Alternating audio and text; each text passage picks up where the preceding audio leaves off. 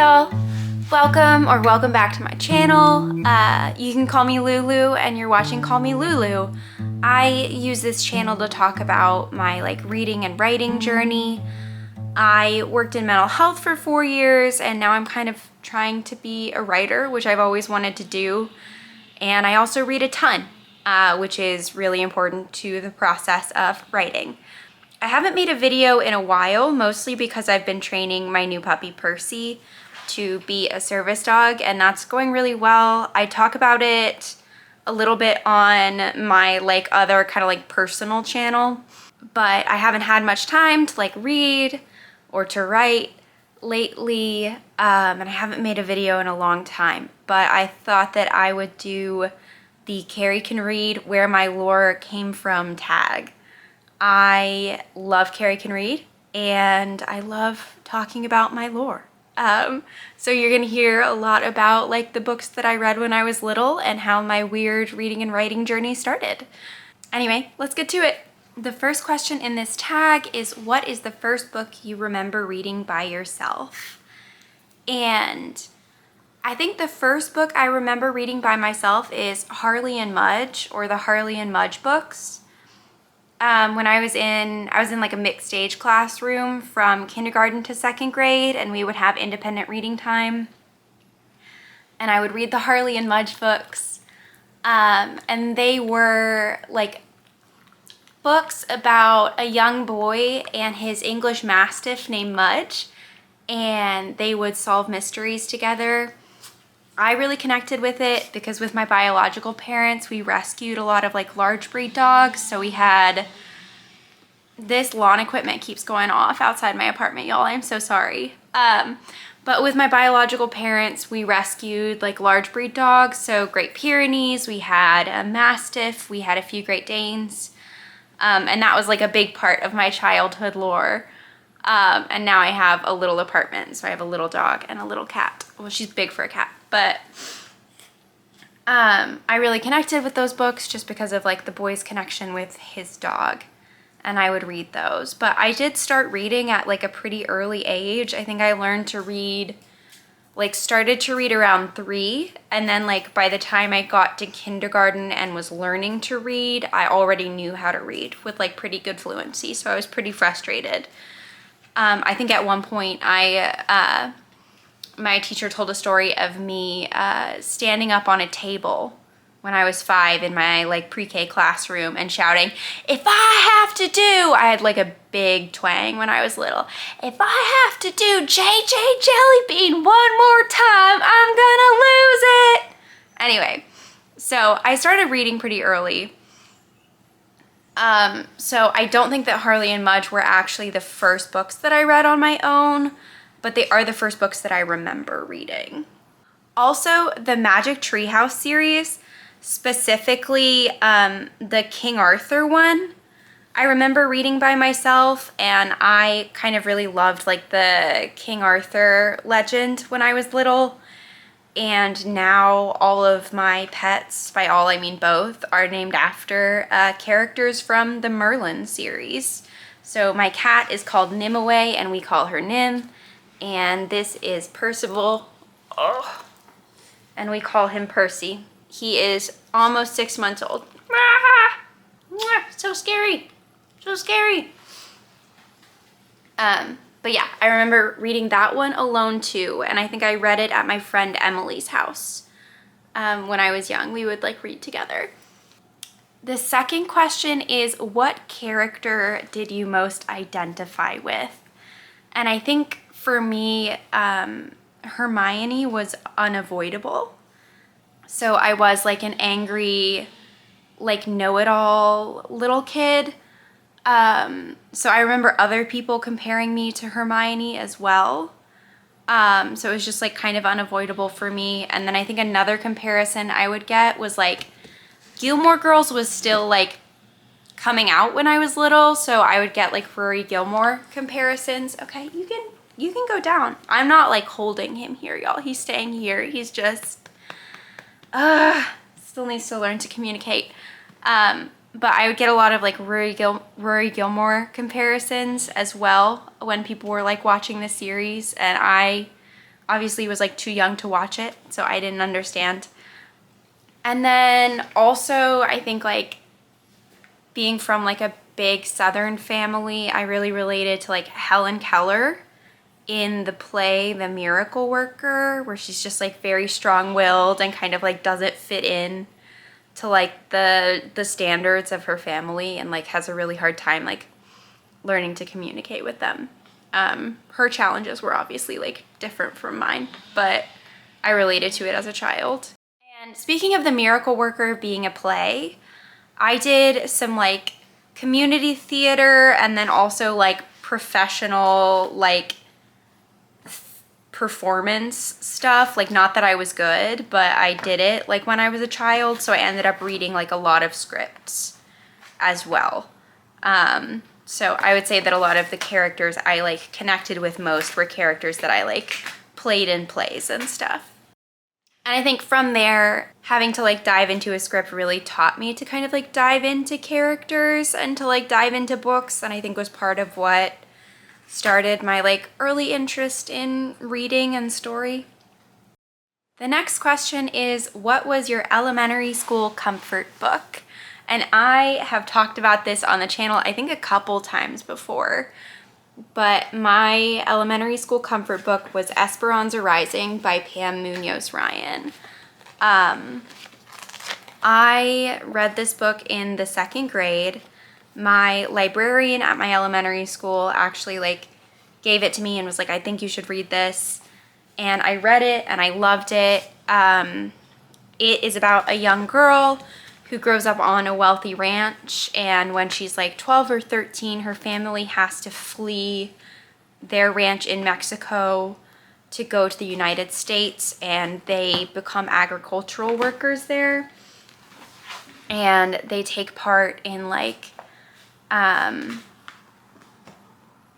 growing like movement for like rights of agricultural workers there, and like she's grieving her father, or Esperanza, who's the main character, is like grieving her father and like connecting to the land and like just learning how to be a person. And I really connected so deeply with this book. And I loved it and I still love it. And I think my other comfort book, which was also kind of my comfort movie, was Hoot, which is also kind of like a climate activist, like land activist book by Carl Hyacin. And I talked about both of these books in my like reading middle school books video that I did a while back. But I had a big crush on Logan Lerman, who played the lead in the movie Hoot. And I really enjoyed the book, so I would like watch the movie and read the book a lot. The next question is kind of a sad one for me, but I think is a really interesting one for Cari to include in this tag. And it's, what was your safe space as a kid? And for her, her safe space was the library, and I think that makes a lot of sense. I think for me it was like being on stage or on screen and like inhabiting a character. I think I felt like when I had to be my own self. I was a kid like many who was in an unsafe situation for a very long period of time, kind of without people knowing. And yeah, for that period of time, I remember there just being a pervasive discomfort. Like, even when I was doing things that I enjoyed, I felt afraid or I felt uncomfortable. And the way that I could escape that was to like inhabit somebody else. And I really enjoyed that. And I think my true like safe space came when I was a later teenager. I like moved in with my godparents, non-biological parents sort of people, and they had like a sunspot in their den where like the light would come through the window and like shine on the carpet, and I would lay in that spot and read. And I remember that kind of being like the safest space I'd ever had up till that point.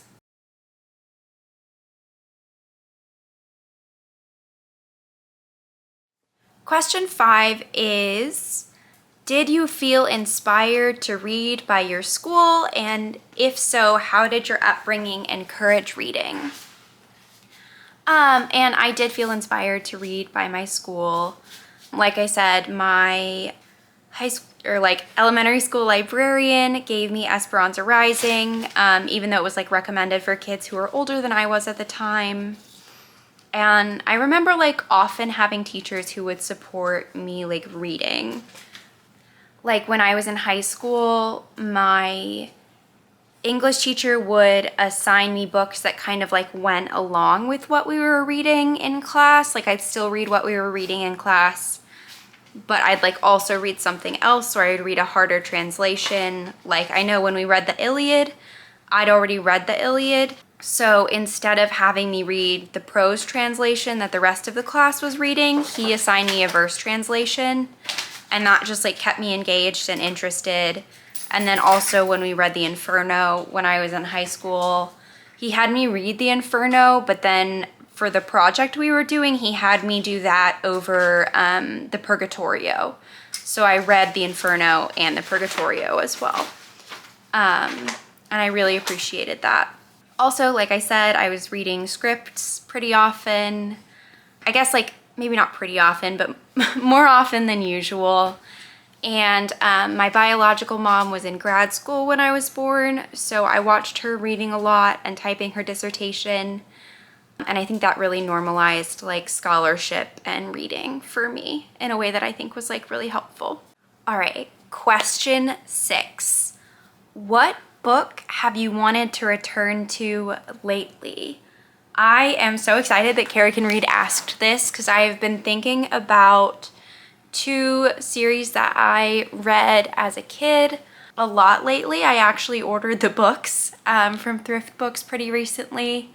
I'm writing an adult fantasy novel, and I think that like the 2 books that I'm going to talk about really influenced like the novel that I constructed as an adult. So I've been thinking a lot about them.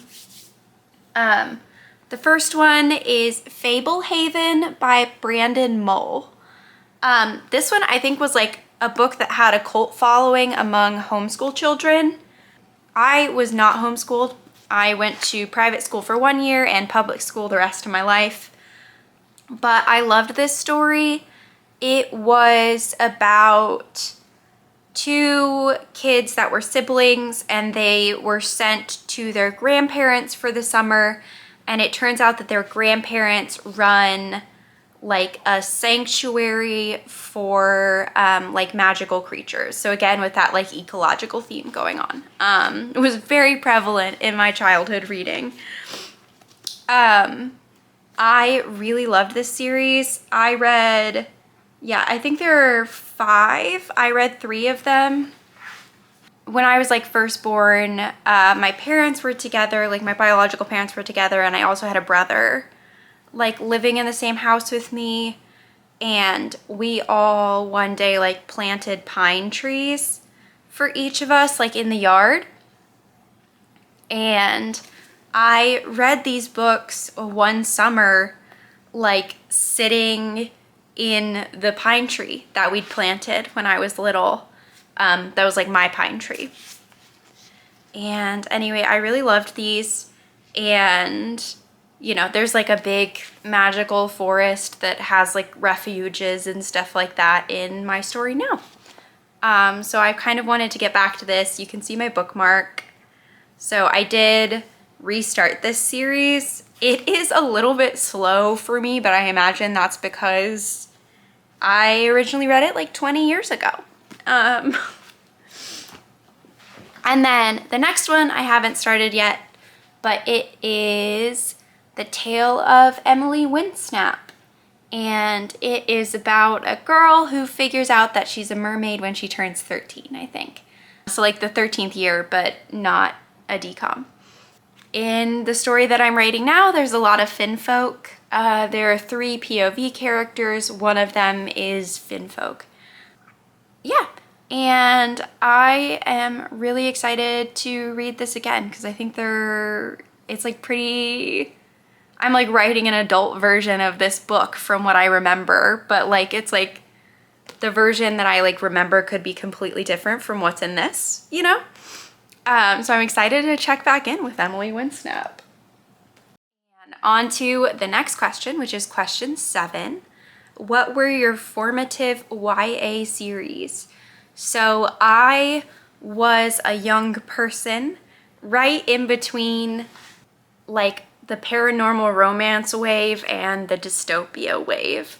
So I think Divergent was released when I was a junior in high school, potentially. And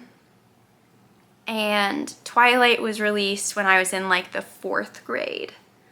And I read Twilight, but I did not read Divergent ever. But The Hunger Games was released when I was in like the 6th grade, I think. So I have never read it to this day. I think I started to read it and the prose style just did not jive with me. But like all of my classmates read it. The formative series for me were The Wolves of Mercy Falls by Maggie Stiefvater, which is like about a girl who falls in love with a werewolf, and so like the paranormal romance sort of thing, and like becomes a part of like that world. And I think there are 3 books and they get into like some pretty serious like adult stuff. And then the other series that had like a big impact on me was the Gone series by Michael Grant. And I think part of this was that it was like huge at my middle school. So like everyone, not everyone, but like my like friend group at my middle school was reading it.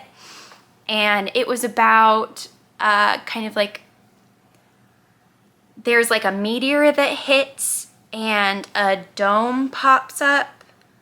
And everyone who's like a teenager or like a kid in the town gets trapped inside the dome and the adults get trapped outside it. And I think there's like 9 books in that series and I read the first 3. But I really loved that series, and I think I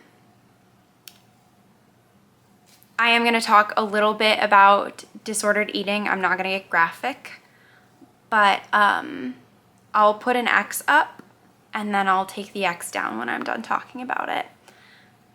There's a character in that story who is bulimic. And she is like the one who runs the nursery. So she takes care of like all of the kids who are like younger than teenagers. And she's really stressed out about it because she doesn't know like how to keep them alive. And her like eating disorder is really driven by that anxiety and that food scarcity that they have inside the dome. And that was something that I just like really related to. I had a very early onset eating disorder, and I think a lot of the representation that I saw of that was like how you think about it, where it's like girls who are very skinny or like very serious and like their entire life is like taken up by the thing that's eating at them. So I think seeing someone who was like still very nurturing and kind and had goals, and also whose behaviors were prompted by food scarcity, like was just something I really related to. Yeah, and I also just think the series was really cool. So it's a little bit later in the day. My hair is in a braid. Sorry if things look different. But I am ready to move on to question number 8, which is, what is your weirdest favorite book? This question is a little bit difficult to answer for me because I do read so widely. Like I read everything from like ethnography, romance, short stories, scripts. I read a lot of fantasy and I talk about it a lot on this channel. I also like read books about writing and stuff like that. So nothing really seems out of character. Something that came to mind initially was In the Heart of the Sea, which is the nonfiction book about the whaling journey that Moby Dick is based on. But I sort of crafted my channel around the story of Moby Dick. Like the channel is called Call Me Lulu. Like the first line of Moby Dick is Call Me Ishmael. So I don't think it would be a surprise to anyone that I like Moby Dick or In the Heart of the Sea, but I would recommend that book. That journey was just bonkers, and I think that the writer relays it so well. Another one that I have, which again, I don't think is out of character for me, but is a weird book, is like one of my current favorite reads, and it is Stuffed Animals and Pickled Heads by Stephen T. Asma, I believe. And it's not spelled like the disease, it's like A-S-M-A. And this is about, it's like a philosophical treatise on the nature of like natural history specimens. So like stuffed birds, pickled heads, stuff like that, where that stuff comes from, and kind of like how it led to certain discoveries, and like the ethics of doing it, and like the purpose of public museums. This, I guess, is kind of interesting. I don't think it's out of character for me because I worked at like a natural history lab in college. I was an undergraduate research assistant at the paleontology collections at the University of Texas. And a lot of the staff there had actually worked at the Field Museum in Chicago, which I actually love. I used to visit there when I was visiting my grandparents. But they had copies of this book because some of it takes place in the Field Museum. So this was like around where I was working in college. And it's like a pretty obscure book, but it seemed less obscure to me because I knew a lot of people with it. But I'm reading it right now in small chunks. It is like philosophy. So I can't read very much at a time because you've got to just like read a page or two and then stew on it for a while. Another one that I think is like weird is Arcadia by Tom Stoppard. I read this for the first time when I was around Percy, love, please stop tearing things apart. Just a second. Sorry, the puppy was teething on furniture, and I need him teething on not furniture. But Arcadia by Tom Stoppard is a play about a math prodigy in the early 1800s and thermodynamics. And I read this for the first time when I was 16, and I absolutely fell in love. The dialogue in this is so snappy and beautiful, and I wanted nothing more than to play Thomasina Coverley, who is the lead in this play, when I was young. Yeah, I never got that chance, but this is an amazing play. I actually got to hold Tom Stoppard's Tony that he won for this play, which is at the Harry Ransom Center at UT, when I was taking a class there. Yeah, so I highly recommend this, even though like its subject matter is a little bit weird, but I still think it's great. Okay, number 9, if your 13-year-old self could live in a fictional world, which would it be? Is it different from what you would choose now? So I think that this is like a difficult thing for me because I think the fictional worlds that I like choose to read about are not great places, and I think that that's always been true. I always want kind of a sketchy fictional world. So I think as like a kid, I may have chosen Mercy Falls, which like, I don't really know why. I think it just would have been kind of like maybe better than like Twilight, or like I was reading a lot of Oscar Wilde when I was 13, and I wouldn't want to be in A Picture of Dorian Gray. Yeah, so I don't think I think I would have chosen Mercy Falls. Also, like the Gone Dome would have been a pretty bad place to be, so probably Mercy Falls. I also think like there was like a lot of like intimacy and gentleness in the relationship between, I think the main character was Grace and the guy was called Sam. And I think I really craved that, so I think I might have been okay in Mercy Falls. I think right now I'm like tempted to say like supernatural, just because like I am now a pretty big fan of Supernatural. I think it's really like fun even when it's not good. But I didn't even watch it until I was like 22, 23.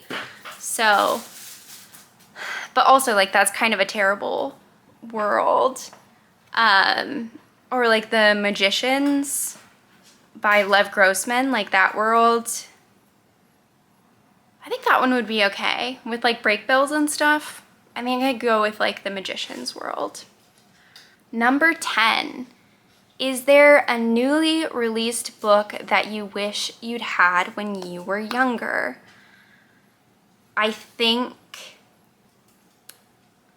for me, the kind of like representation that I needed was like lonely parentified white girls in YA, and I think we had plenty of that. So like my personal needs were like fulfilled as far as like what I needed represented. But I am glad that like there is like a wider spectrum of like heroines particularly in the world these days. One of my friends wrote like an early middle grade book called Margarita in the Spotlight about like an early teen like Tejana country singer that I think is like incredible, and it even talks about like agricultural labor movement and like stuff like that. And I think that that's really awesome that that gets to exist. It also is like only in audiobook form, and it has like original songs written in it, which is awesome. Like they're like written and performed like in the audiobook recording. And I like cried listening to them. So I think it's really awesome that we live in a world where like my friend can like release that sort of book that like would have been less conventional back then, but is like acceptable now. All right, that is it for today, but I will see you guys soon. Y'all take care, hydrate, listen to some bluegrass. Mwah! Have a happy spring, summer transitional period. See ya.